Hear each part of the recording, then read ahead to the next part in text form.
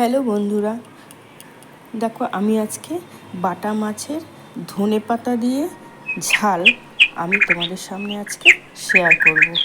তার জন্য দেখো বাটা মাছ সুন্দর করে ধুয়ে জল ছাড়িয়ে নিয়ে রেখেছি। তারপর একটু লবণ হলুদ মেখে নেব।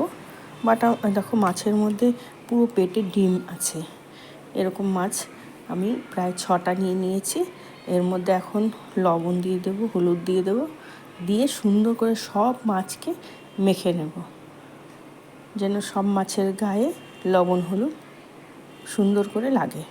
তারপর এটাকে কিছুক্ষণ রেখে দেবো। এবার ধনেপাতা ধুয়ে নিয়ে কিছুটা ধনেপাতা, টমেটো কিছুটা নিয়ে একটু ক্যাপসিকামও দিয়ে দেবো, তারপর কাঁচা লঙ্কা সব দিয়ে একটা পেস্ট তৈরি করে নেব। প্রথমে ধনেপাতাটা ধুয়ে নিয়ে দিয়ে দেবো, তারপরে টমেটো, তারপর কাঁচা লঙ্কা সব দিয়ে একটা পেস্ট তৈরি করে নেব। এর মধ্যে একটু কালো জিরাও দিয়ে দেবো। এবার বাটা পেস্টটা তৈরি হয়ে গেল। এবার আমি কড়াইতে গরম হয়ে গেলে একটু তেল দিয়ে দেব, বেশি দেব না, অল্প দিয়ে মাছগুলোকে একটু এপিট এপিট করে অল্প ভেজে নেব। অন্য সময় খুব ফ্রেশ মাছ থাকলে কাঁচাও করা যায়, কিন্তু কাঁচাটা আমি আরেকবার দেখাবো। কিন্তু এই মাছটা একটু ভেজে নিলাম লাইট করে, বেশি মাছ একসঙ্গে দেব না। হ্যাঁ, 2-3টা মাছ একসঙ্গে দিয়ে এটাকে দেখো ভাজা হয়ে গেছে।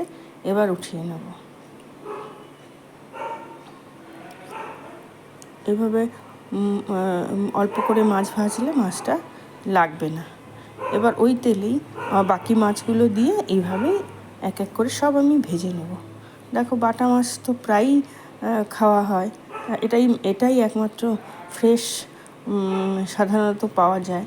কিন্তু এই মাছ যদি এক এক সময় এক এক রকমভাবে খাওয়া যায় তাহলে খেতে খুব ভালো লাগে।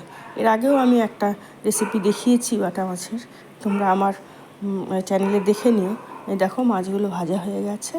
এবার একটু অল্প তেল দিয়ে 4 কোয়া রসুন দিয়ে, আমি রসুনটা লাল লাল হবে আমি এটাকে উঠিয়ে ফেলে দেব। তাহলে কি হবে, তেলে এই রসুনের যে গন্ধটা, এই ফ্লেভারটা চলে যাবে।